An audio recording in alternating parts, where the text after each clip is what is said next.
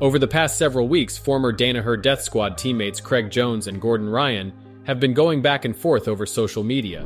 Why this back and forth is happening and what's the issue, we'll discuss next. Craig Jones, the grappling maestro, has released the very first episode of his podcast, El Segundo, recently. In this episode, he gave some juicy details about the world of professional grappling. Jones also revealed that he was offered a main event match against none other than Gordon Ryan at the UFC Fight Pass Invitational 3 event back in December. That would have been their fourth match together, with Ryan emerging victorious in all of their previous encounters. However, Jones had some conditions. He didn't want the match to go on for more than 15 minutes since it was on relatively short notice. But when Ryan heard about this, he wasn't pleased. Ryan was looking for a minimum of 25 minutes for any match between the two. Unfortunately, neither man was willing to budge from their preferences, and the match couldn't be made. In the end, Ryan ended up facing off with Jones's teammate Nicky Rodriguez at the event, and he managed to beat him in EBI overtime. Spurred on by the rivalry between Ryan and Jones's B-Team co-founder Nick Rodriguez, the feud seemed to hit a fever pitch in February and March, with Jones posting several comedic videos at Ryan's expense. Ryan, meanwhile, fired back in his own way, calling Jones a coward and announcing that the Australian had turned down a match with Ryan. Whether it's a 15-minute match or something longer, a showdown between the former teammates seems likely to happen sometime in the near future, as both men have their egos and pride to soothe. Do you think Craig Jones is good enough to now finally emerge victorious against Gordon Ryan? Share your thoughts in the comments below. One flyweight submission grappling world champion Mikey Musumeci is polishing his transitions and submissions ahead of his world title bout at One Fight Night 10 on Prime Video. The 26-year-old world champion Musumeci is all set to defend his title for the second time. This time, he's facing Yemen's Osama Almarwai, who's making his promotional debut. Musumeci has a flawless record inside the circle, having won all three of his previous fights against Masakazu Imanari, Kleber Souza, and most recently, Gantumur Bayanduran. If you're curious about how Musumeci is preparing for his upcoming fight, take a look at his incredible leg transitions in the video below. The video was shared in collaboration with One Championship on the star's Instagram profile with the caption, "Mikey Musumeci stays flowing. Will Darth Rigatoni successfully defend the One Flyweight Submission Grappling World Championship against Osama Almarwai on May 5th at One Fight Night 10? It's a treat to watch this champ in action, and one can only imagine how much better he'll get with each passing fight. The American grappling star has made it clear how proud he is to compete under One Championship's banner. He recently spoke with the promotion about what the brand stands for, saying, "That's what One Championship stands for, and that's what Singapore stands for. Singapore connects all the different cultures together, and it does a very good job at it.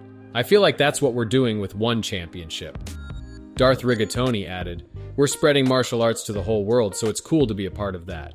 And no matter where you're from, what religion or background you have, we all have this similarity of loving martial arts, and we're all able to appreciate it and enjoy it together." One Championship has been at the forefront of promoting the sport of submission grappling, thanks to the efforts of some of the best names in the business such as Musumeci, Danielle Kelly, and the Ruotolo brothers. These pioneers have helped bring the sport to the mainstream audience and have made it incredibly popular. Interestingly, Musumeci is now all set to compete on the main card of One's historic event, which will be the promotion's first ever event to be hosted in the United States. It's a massive milestone for the sport and for Musumeci himself, who has worked hard to achieve this feat. The main event of this groundbreaking event features an epic flyweight trilogy between two of the greatest icons of the sport, Demetrius Johnson and Adriano Moraes. It's going to be an unforgettable night for the fans, and with fighters like Musumeci on the card, it's only going to get better. Do you have any words of advice or feedback for Musumeci's transitions ahead of the match? Sound off in the comments below. Multiple times, G and No G star Beatriz Bia Mesquita recently announced that she has signed a contract to be represented by First Round Management and would be making her MMA debut shortly. Bia Mesquita, otherwise known as the BJJ Lady Goat, is an overwhelmingly accomplished athlete in Brazilian Jiu-Jitsu, having won an unreal 10 IBJJF World Championship titles, as well as 5 IBJJF No-Gi World Championship gold medals and an ADCC World Championship title back in 2017. If you're a fan of professional grappling, you would surely have heard of the legendary Bia Mesquita. Mesquita is a black belt under Leticia Ribeiro and holds the record for winning the most gold medals at the ibjjf World Championships than any other woman. The only person to have won more than her is Marcus Buchecha Almeida. Recently, Mesquita attempted to replicate her success at ADCC 2022, but unfortunately had to settle for a bronze medal in her weight division after losing to the eventual champion Ffion Davies in the semifinal. Given that Mesquita has pretty much achieved every professional grappling accomplishment there is, her decision to venture into MMA is both bold and inspiring. It offers her a fresh set of challenges and new goals to accomplish. Mesquita has been preparing for her MMA debut for a while now, and her recent signing with a management label shows that she is serious about this new chapter in her career. While Mesquita has not yet revealed which promotion she will be fighting for, it's safe to say that with her incredible grappling accomplishments, she will undoubtedly receive offers from several major organizations who would be more than happy to have her on board. Which promotion will make the best use of Bia Mesquita when she eventually makes the big move? Share your opinion in the comments section below. And while you're at it, we'd love to know whether you've enjoyed the video so far. If so, please subscribe to Valor Strategy Grappling and hit the bell icon so you don't miss out on the upcoming videos. With that said, let's move on to our next news of the day. One Championship's middleweight champ. Reinier de Ridder didn't really have the best of outings last time out, but now he's looking to fix that blemish and return to the circle with a bang. De Ridder's comeback bout was also announced about a month back. It was no wonder that the former One champ found a place in One's first ever event on US soil, the One Fight Night 10. However, it was also revealed that de Ridder would be competing in Submission Grappling Showdown instead of MMA. A lot of One Championship followers might already know about his touted opponent, Tai Ruotolo. Recently, the Dutch knight Reinier de Ridder was interviewed by South China Morning Post, where he talked about his upcoming fight against Dante Leon. De Ridder touched upon various aspects of the bout, including the challenges he faces competing in various martial arts disciplines. He revealed that this could actually work as a disadvantage for him in the fight against Leon. The former One light heavyweight champ said, "He came down from heavyweight. He was probably like 105 kilos in the cage. Man, it's not that easy to put on weight, man. Maybe in the cage, if I was lucky, I was 96 kilos.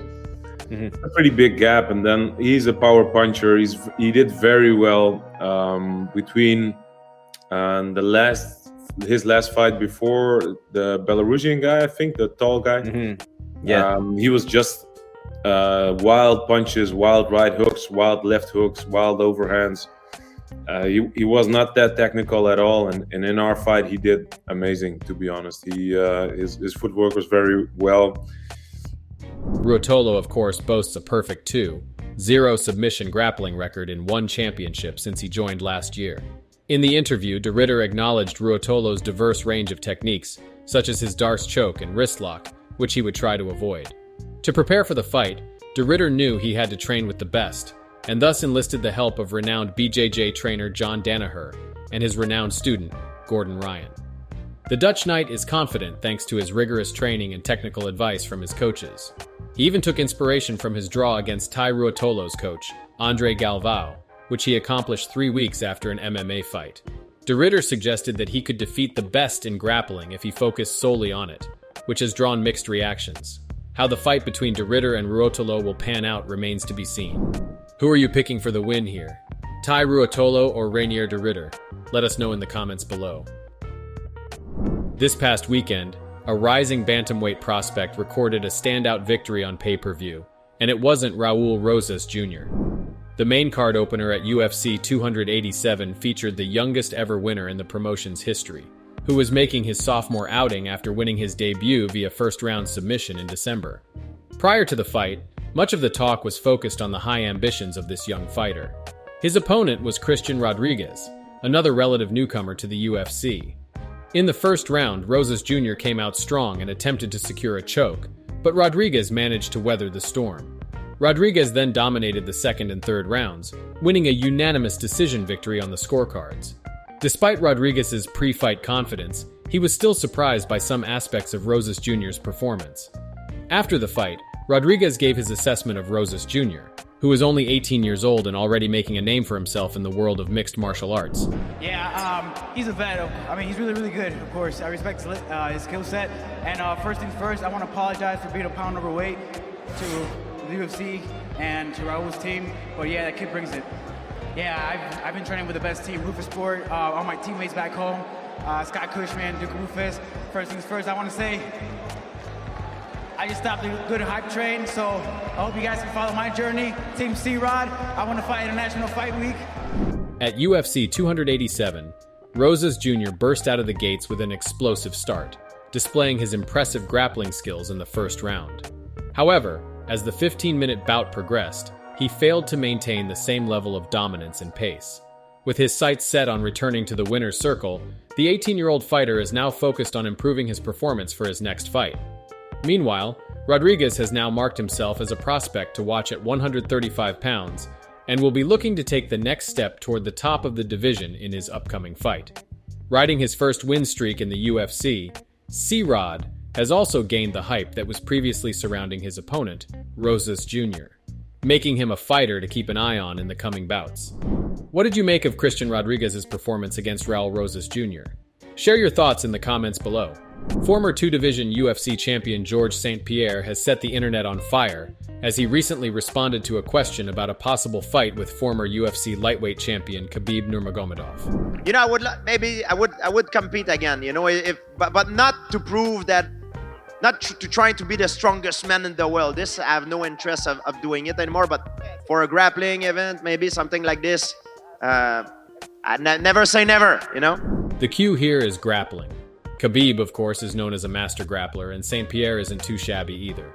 Watching these two legends compete in this kind of match is definitely a headline-grabbing event.